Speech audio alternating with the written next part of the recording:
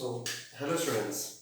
तो बेटा आज का हमारा टॉपिक है फ्रिक्शन कि आखिरकार हमारे फ्रिक्शन क्या होता है। ठीक है। सो फ्रिक्शन को अगर मैं डिफाइन करूँ सिंपल टर्म्स में तो फ्रिक्शन को कैसे डिफाइन करूंगा? It is also a force which acts parallel to the motion. मतलब कि ये पैरेलल टू द मोशन हमारा एक्ट करता है, लेकिन दूसरा पॉइंटर इसके साथ क्या होता है? Opposite to the direction of relative motion. इसका मतलब क्या हो गया बेसिकली कि मान लीजिए कि आपके यहां पे कोई ये क्या है, ये आपका सरफेस है। सरफेस के ऊपर हमारा यहां पे एक बॉडी प्रेजेंट है। ठीक है, हमारा यहां सरफेस के ऊपर एक बॉडी प्रेजेंट है। अब हमारा ये बॉडी पे आपने फोर्स इधर से लगाया, that means you applied the force in this direction, so that जो बॉडी का आपका मूवमेंट होगा वो आपका मूवमेंट किस डायरेक्शन में, बॉडी का फोर्स के डायरेक्शन में हो। तो जो आपका फ्रिक्शन होगा, the friction will act in the opposite direction to the force applied. मतलब जिस डायरेक्शन में आप फोर्स लगा रहे हो उसके ऑपोजिट डायरेक्शन में हमारा फ्रिक्शन अप्लाई होता है। ठीक है, तो इसी टर्म को हम लोग क्या बोलते हैं? फ्रिक्शन। ठीक है, तो ये था हमारा बेसिकली हमारा फ्रिक्शन क्या होता है। अब हमें देखना है हमारा types of friction.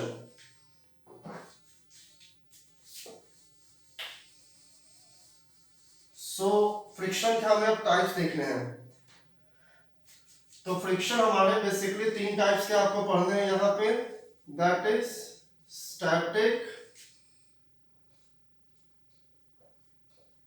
Static friction, limiting friction और तीसरा होगा आपका काइनेटिक फ्रिक्शन। ठीक है, तो हम स्टैटिक फ्रिक्शन की बात करते हैं। तो स्टैटिक फ्रिक्शन हमारा कब आप काम करता है? तो when the body is at rest. जब बॉडी रेस्ट पे होगा तो हमारा स्टैटिक फ्रिक्शन काम करेगा। हमारा काइनेटिक हमारा लिमिटिंग फ्रिक्शन कब काम करेगा? तो body just starts to move, तो हमारा लिमिटिंग फ्रिक्शन काम करेगा। और काइनेटिक फ्रिक्शन हमारा कब काम करेगा? तो the body is in motion. तो ये तीन फ्रिक्शन जो स्टैटिक, लिमिटिंग और काइनेटिक है, तो बेसिकली हमारा क्या स्टैटिक फ्रिक्शन की जब बॉडी रेस्ट पे होगा तो हमारा स्टैटिक फ्रिक्शन काम करेगा। जब body just starts to move होगा तो हमारा लिमिटिंग फ्रिक्शन एक्ट में आएगा। और जब हमारा बॉडी मोशन में होगा तो हमारा काइनेटिक फ्रिक्शन प्ले में आएगा। अब स्टैटिक फ्रिक्शन को हम लोग डिनोट करते हैं किससे? तो it is denoted by mu S. Static friction को हम लोग म्यू एस से डिनोट करते हैं, जबकि काइनेटिक फ्रिक्शन को हम लोग म्यू के से डिनोट करते हैं। ठीक है, अब हम देखते हैं कि बेसिकली ये जो स्टैटिक फ्रिक्शन है, लिमिटिंग फ्रिक्शन है और काइनेटिक फ्रिक्शन है, तो हमारा इसका आखिरकार फॉर्मूलाज क्या होगा या फिर हम इसका फॉर्मूलाज को कैसे कैलकुलेट करते हैं। ठीक है, तो वो कॉन्सेप्ट हमारा आ जाएगा लॉज ऑफ फ्रिक्शन में। तो ये था आपका स्टैटिक, लिमिटिंग और काइनेटिक फ्रिक्शन का कॉन्सेप्ट। तो टाइप्स ऑफ फ्रिक्शन हमने यहां पे पढ़ लिया। अब हमारा जो अगला टॉपिक है वो हमारा क्या है? Graph of friction. कि आखिरकार जो हमारा फ्रिक्शन एक्ट करेगा, जो हमारे तीन टाइप के फ्रिक्शन है that is static, limiting and kinetic, तो इसका हमारा ग्राफ कैसे बनेगा।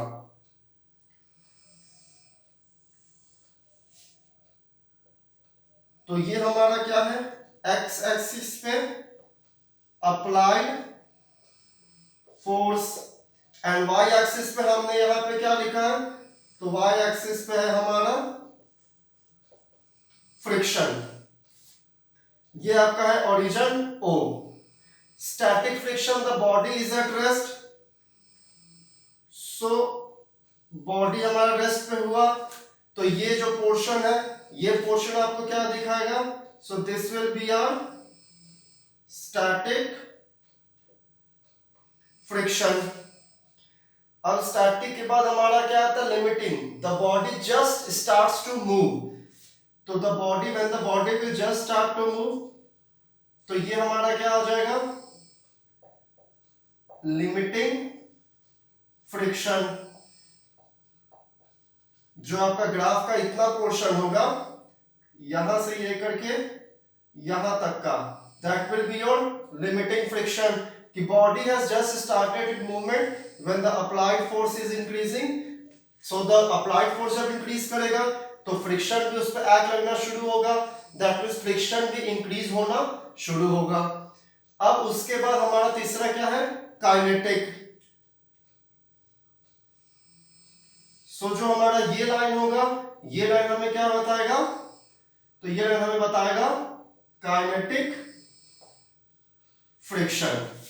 तो ये था हमारा ग्राफ ऑफ फ्रिक्शन, कि आखिरकार हम लोग स्टैटिक फ्रिक्शन, लिमिटिंग फ्रिक्शन और काइनेटिक फ्रिक्शन को ग्राफ पे कैसे दिखाते हैं।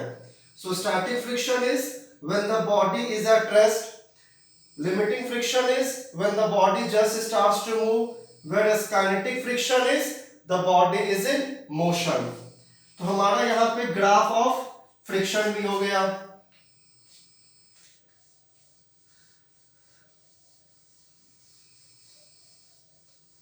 अब यहाँ पे आपका angle of friction, angle of repose है, तो एंगल ऑफ फ्रिक्शन और एंगल ऑफ रिपोज निकालने के पहले या कैलकुलेट करने के पहले हम लोग क्या काम करते हैं, तो इसके पहले हम लोग कैलकुलेट करते हैं कि बेसिकली हम लोग का लॉज हम कैसे कैलकुलेट कर सकते हैं। दैट मींस हम लोग स्टैटिक फ्रिक्शन, हम लोग काइनेटिक फ्रिक्शन हम लोग किस तरीके से कैलकुलेट कर सकते हैं, हम लोग अब ये देखना है, ठीक है। तो सबसे पहले हम देखते हैं किसका, स्टैटिक फ्रिक्शन का। तो स्टैटिक फ्रिक्शन को हम लोग डिनोट किससे करते थे, म्यूएस से। अब अगर मैं स्टैटिक फ्रिक्शन को दिखाऊंगा तो स्टैटिक फ्रिक्शन हमारा क्या हो जाएगा, that Fs is equal to R, that means applied force is equal to normal reaction. इस लाइन का मतलब क्या हो गया, इस लाइन का सिर्फ आपका यही मतलब हुआ कि जो आपका अप्लाइड फोर्स होगा, ठीक है, अगर मान लो कि जो आपका अप्लाइड फोर्स हो रहा है तो जो भी आपका फ्रिक्शन होगा ये आपका क्या होगा, इसके इक्वल होगा। तो इसको मैं कैसे लिख सकता हूं, that Fs is equal to R, या फिर Fs is directly proportional to R। मैं इसको दोनों तरीके से लिख सकता हूं।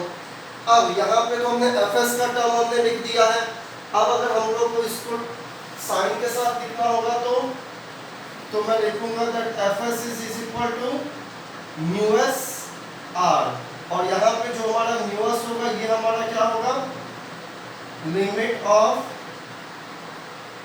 स्टैटिक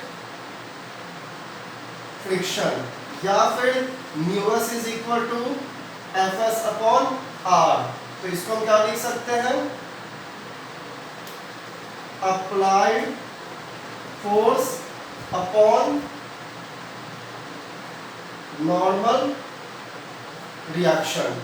तो हमें स्टैटिक फ्रिक्शन कैलकुलेट करने का हमारे पास क्या फॉर्मूला है, that static friction mu s is equal to applied force Fs upon normal reaction R।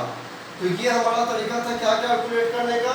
तो इस तरीके से हम लोग स्टैटिक फ्रिक्शन को कैलकुलेट करते हैं, जो भी हमारे स्टैटिक न्यूमेरिकल्स होगा हम इस न्यूमेरिकल्स को सॉल्व करते हैं।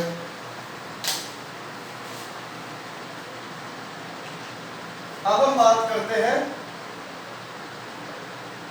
काइनेटिक फ्रिक्शन की। सो काइनेटिक फ्रिक्शन को हम लोग किससे डिनोट करते हैं? सो काइनेटिक फ्रिक्शन का हमारा डिनोशन होता है म्यू के से। तो अब अगर मैं म्यू के टर्म में मुझे निकालना होगा तो फिर से हम यहाँ क्या करेंगे, that Fs is directly proportional to r और Fs is equal to mu के r, जहाँ पे हमारा म्यू के क्या है, तो म्यू के हमारा लिमिट या प्रोपोर्शन ऑफ काइनेटिक फ्रिक्शन।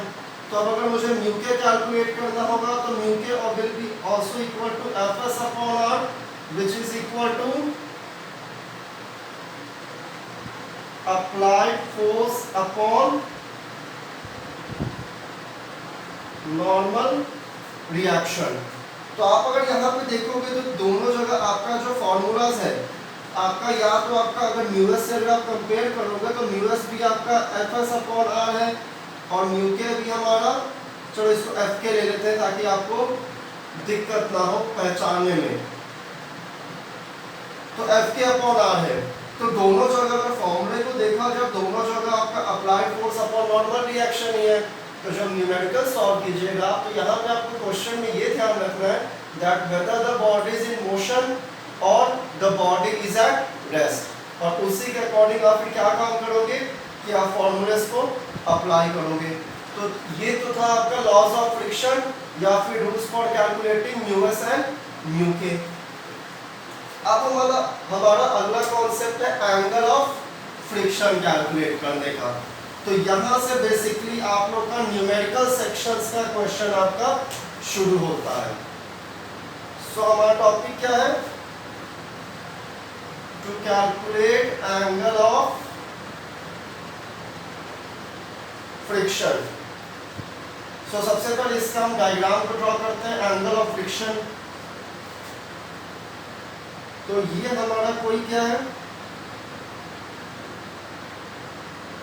मैं इसको पॉलिश कर रहा हूं, ये मत बोला कि ये पॉलिश सरफेस है मतलब आपका ये मिरर है।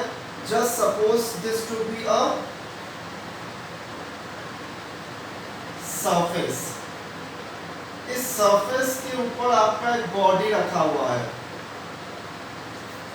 ठीक है। अब इस बॉडी का जो वेट एक्ट करेगा that means W will be the downward direction which is equal to mg। और वेट के ऑपोजिट में जब हमने मोशन ऑफ कनेक्टेड बॉडीज को पढ़ा था तो वहां पे हमने इस बात को ध्यान दिया था कि जो हमारा टेंशन है वो हमारा वेट के ऑपोजिट काम कर रहा है। तो दैट मींस यहाँ पे भी जो आपका नॉर्मल रिएक्शन होगा दैट जिसको कि आप R से डिनोट कर रहे हो, कैपिटल R से, वो आपका क्या होगा, जस्ट इसके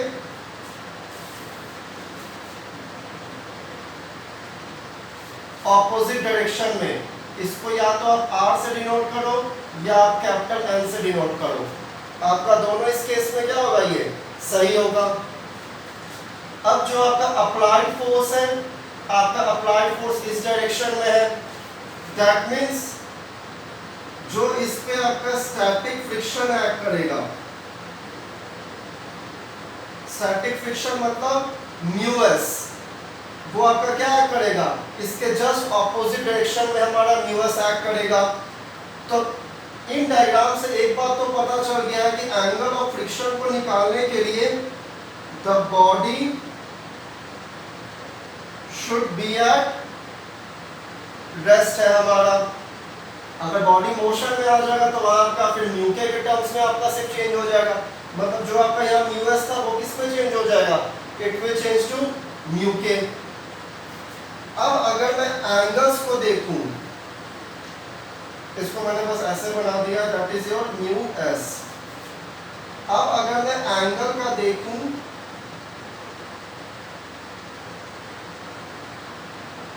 तो ये एंगल आपका क्या बन रहा है, ये एंगल हमारा बन रहा है यहाँ पे एंगल थीटा। हमने नाम दे दिया ओ ए, हमने इस पॉइंट को यहाँ पे मैच किया, इसका नाम दिया बी, इसको हमने यहाँ पे मैच किया, इसका नाम हमने दिया सी।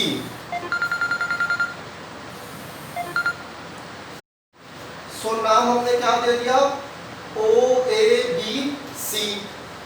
अब अगर मैं देखूं यहाँ पे तो दैट मीन्स जो हमारा लाइन OA है, तो OA लाइन हमारा क्या है, नॉर्मल रिएक्शन N या फिर R के इक्वल है। तो OA साइड हमें पता है that OA is equal to R या फिर OA is equal to N। अब अगर मैं देखूं OB, तो OB तो हमें नहीं पता है, लेकिन अगर मैं AB को देखूंगा तो AB is parallel to OC, AB is parallel to OC, और OC हमारा किसके इक्वल है, सो OC हमारा म्यू S के इक्वल है। तो अगर मैं यहाँ पे फॉर्मूला लगाता हूँ tan थीटा का, so tan theta is equal to perpendicular upon base, यही फॉर्मूला है। तो परपेंडिकुलर हमारा क्या हो जाएगा, AB अपॉन बेस क्या हो जाएगा, तो बेस हो जाएगा हमारा OA, तो AB अपॉन OA। अब मैं AB को क्या लिख सकता हूँ, म्यू S अपॉन OA को मैं क्या लिख सकता हूँ, R के इक्वल या N के इक्वल, तो मैंने इसको R के इक्वल लिख दिया। तो दैट मीन्स हमें यहाँ पे इक्वेशन क्या मिला, that is tan theta is equal to mu S upon R, या फिर limit of static friction mu S is equal to R tan theta. तो ये था हमारा तरीका एक कि कैसे हम एंगल ऑफ फ्रिक्शन को कैलकुलेट कर सकते हैं। ठीक है बच्चों, तो हमारा एंगल ऑफ फ्रिक्शन का भी टॉपिक यहाँ पे हो गया। अब हमारा आता है एंगल ऑफ रिपोज, कि एंगल ऑफ रिपोज हमारा क्या होता है, तो एंगल ऑफ रिपोज का कैसे कैलकुलेट करेंगे। सो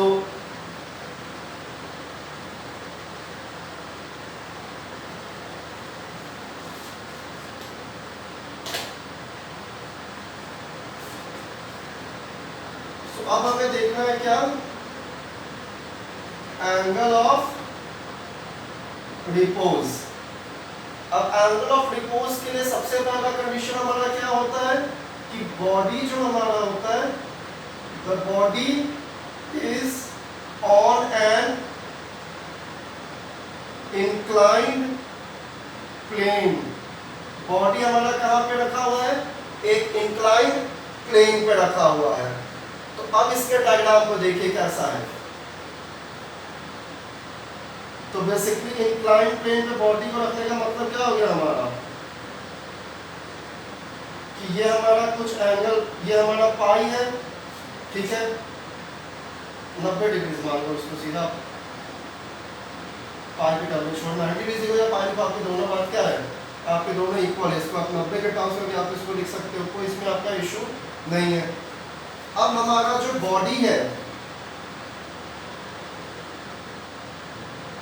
हमारा बॉडी यहाँ पे प्लेस्ड है आपका इंक्लाइंड प्लेन के ऊपर, ठीक है। अब अगर मैं देखूं तो जब आपका बॉडी इंक्लाइंड प्लेन पे होगा तो बॉडी आपका नीचे गिरने का कोशिश करेगा। तो जब नीचे गिरने का कोशिश करेगा दैट मीन्स जो मोशन होगा बॉडी का, दैट मीन्स F, वो आपका इस डायरेक्शन में होगा।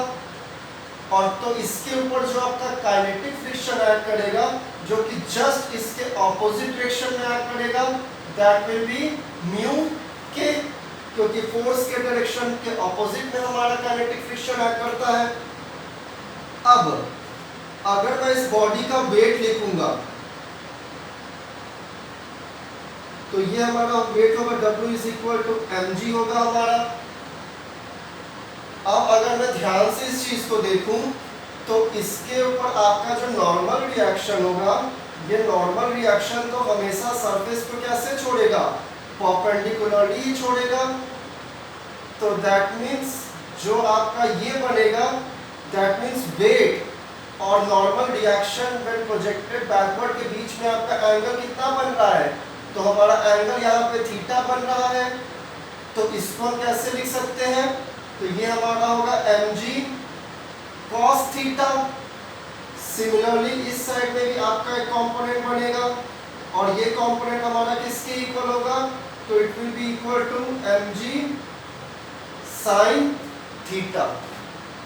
सबसे पहले डायग्राम को देखिए, कि वेट हमारा डाउनवर्ड डायरेक्शन में एक्ट किया, अब जो हमारा नॉर्मल रिएक्शन एक्ट करेगा वो क्या होगा, हमेशा परपेंडिकुलर टू द सरफेस।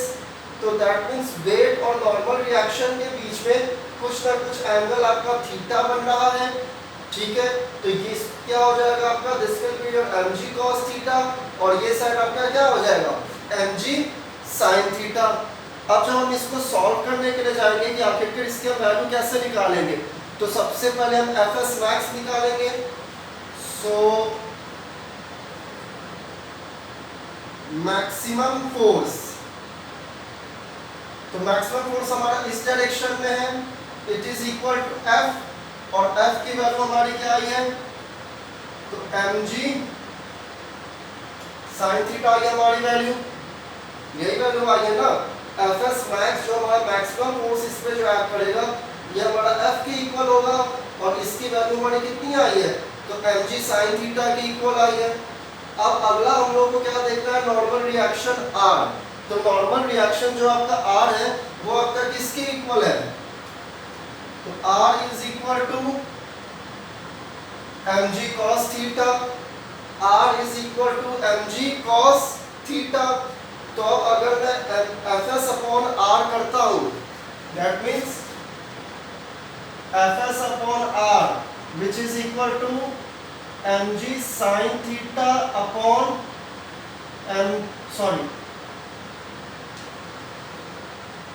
चलो सही है, ब्लैक पेन सही है ना, mg cos थीटा। तो mg से mg हमारा कैंसिल आउट, तो हमें Fs अपॉन R की वैल्यू हमें क्या मिलेगी, तो sin theta upon cos theta, और sin theta upon cos theta हमें क्या देता है, तो Fs upon R is equal to tan theta.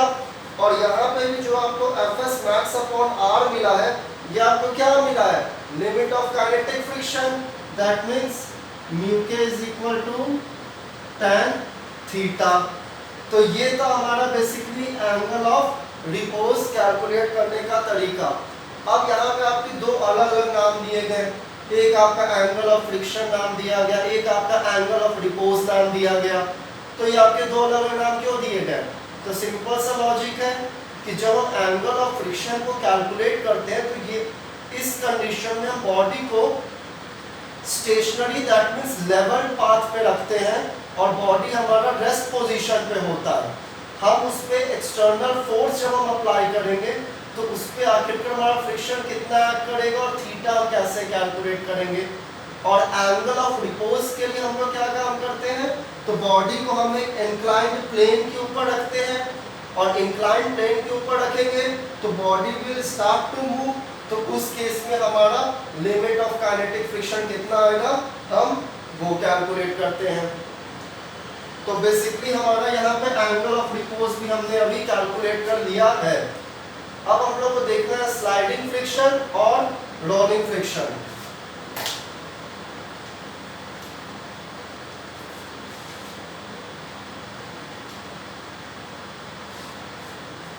सो अगला टॉपिक है हमारा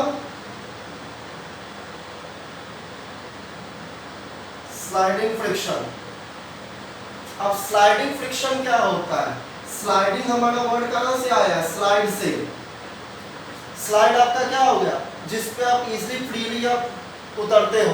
जो आपने गेम खेला है बचपन में, आपने स्लाइड्स का जो गेम खेला है, या फिर जो आप आइस के ऊपर इजीली स्लाइड करते हो, या फिर आपका कहीं टाइल्स है और टाइल्स के ऊपर आपने छोटे बच्चों को देखा होगा कि पानी mix with water mix with soap होता है, तो वो आपका सरफेस में फ्रिक्शन आपका बहुत ही कम हो जाता है, तो वहां पे बॉडी हमारा क्या करता है, स्लाइड करता है। सो स्लाइडिंग फ्रिक्शन हमारा बेसिकली क्या हो जाता है, तो स्लाइडिंग फ्रिक्शन होता है sliding of one body over other. और स्लाइडिंग फ्रिक्शन में हमारा तीनों चीज, मतलब कोई भी फ्रिक्शन होगा तो उसमें हमारा तीनों चीज आएगा। सबसे पहले स्टैटिक, बॉडी रुका हुआ है, फिर लिमिटिंग, बॉडी जस्ट किया स्टार्ट मूव करना, और फिर kinetic, that means body is in motion. तो स्लाइडिंग फ्रिक्शन में बस आपके पार्ट में इतना ही है that is sliding of one body over other. This is your sliding friction. अब हम बात करते हैं रोलिंग फ्रिक्शन की। तो रोलिंग फ्रिक्शन हमारा क्या हो जाएगा, आपका कोई सरफेस है और इसके ऊपर आपका ये टायर है या कोई भी सर्कुलर बॉडी है और ये इसके ऊपर हमारा क्या कर रहा है, ये इसके ऊपर हमारा रोल कर रहा है। तो when one body rolls over other body, मतलब कि जब भी हमारा एक बॉडी दूसरे बॉडी के ऊपर रोल करेगा तो वहां पे जो आपका फ्रिक्शन एक्ट करेगा तो वो फ्रिक्शन हम लोग का क्या हो जाएगा, that will be a rolling friction. अब मैंने मान लिया कि इसका जो रेडियस है, इसका रेडियस हमारा r है और इस पे जो हमारा रिजल्टेंट एक्ट करेगा वो रिजल्टेंट एक्ट करेगा इस डायरेक्शन में, कैपिटल R। तो जो हम लोग को रोलिंग फ्रिक्शन कैलकुलेट करना है तो इसको हम कैसे लिखेंगे, that is Fs is directly proportional to R and Fs is inversely proportional to 1 upon R, that is radius. So that means Fs is equal to R upon R या फिर Fs is equal to mu R upon R, जहां पे mu R हमारा क्या है, तो mu R is a limit of rolling friction. तो ये सारे पार्ट थे हमारे फ्रिक्शंस के, कि फ्रिक्शन आपका क्या होता है, किस टाइप का होता है, हम फ्रिक्शन किस तरीके से कैलकुलेट करते हैं, एंगल ऑफ रिपोज हमारा क्या होता है, एंगल ऑफ फ्रिक्शन हमारा क्या होता है। ठीक है बच्चों, अब इस बेसिस पे आपका जो भी एनसीईआरटी के कॉन्सेप्ट पे जो आपके फ्रिक्शन होंगे, bodies in motion, bodies at rest, अब आप उस टाइप के सारे क्वेश्चन फ्रिक्शन के यूजिंग ऑल दिस फॉर्मूलेज हम क्या कर सकते हैं कि आप उसको सॉल्व कर सकते हैं। अब हमने तो ये सारे पार्ट को हमने कैलकुलेट कर लिया, तो अगर एक बार अगर मैं क्विक रिव्यू डालता हूँ इन सब चीजों का, मतलब रिकैप करता हूँ, तो सबसे पहले हमारा types of friction. So types of friction में क्या हो जाएगा, स्टैटिक, लिमिटिंग और काइनेटिक। अगर मैं ग्राफ ऑफ फ्रिक्शन बनाऊं तो ग्राफ हमारा कुछ किस शेप में आएगा, ये हमारा होगा फोर्स, ये होगा हमारा फ्रिक्शन, जहां पे ये आपको स्टैटिक बताएगा, ये हमें लिमिटिंग बताएगा और ये हमें काइनेटिक बताएगा। अब उसके बाद हमने क्या कैलकुलेट किया था कि उसके बाद हमने मतलब स्टैटिक फ्रिक्शन और डायनामिक फ्रिक्शन को कैलकुलेट किया था। दैट मींस हमने एक म्यूएस की वैल्यू हमने कैलकुलेट की थी और चौथा हमने म्यू के की कैलकुलेट की थी वैल्यू।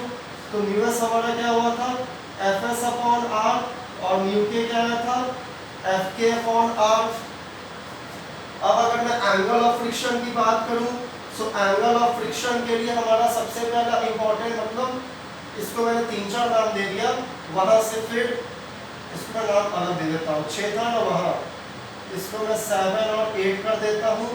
तीसरा पॉइंट हमारा क्या है वहाँ पे, एंगल ऑफ फ्रिक्शन। तो एंगल ऑफ फ्रिक्शन के लिए बॉडी हमारा किस पे है, बॉडी हमारा रेस्ट पे है और हमारा म्यूएस किसकी इक्वल आया है, तो म्यूएस हमारा tan थीटा की इक्वल आएगा। अगर मैं एंगल ऑफ रिपोज की बात करूं तो body is placed on inclined plane और हमारा म्यू के भी किसकी आया इक्वल। तो म्यू के कैलकुलेट करने के लिए हमने फॉर्मूला हमने बेसिकली क्या यूज किया था, तो mg sin theta upon mg cos theta which is equal to tan theta. अब अगर मैं स्लाइडिंग फ्रिक्शन की बात करूं तो slide of one body over other. और अगर मैं रोलिंग फ्रिक्शन की बात करूं तो बॉडी हमारा रोल करता है, जहां पे हमको क्या कैलकुलेट करना है कि हमारा वहां पे आपका Fs की क्या वैल्यू होगी, बेसिकली हमको ये कैलकुलेट करना होता है। तो Fs is equal to mu R upon R, जहां पे आपका म्यू आर क्या होता है, तो लिमिट ऑफ रोलिंग फ्रिक्शन। तो ये आपने अभी तक टोटल फॉर्मूलेस पढ़े हैं फ्रिक्शन में, और इन्हीं फॉर्मूलेस का या इन्हीं ग्राफ्स का आपका यूज होगा न्यूमेरिकल सॉल्व करने में। ठीक है, थैंक यू स्टूडेंट्स।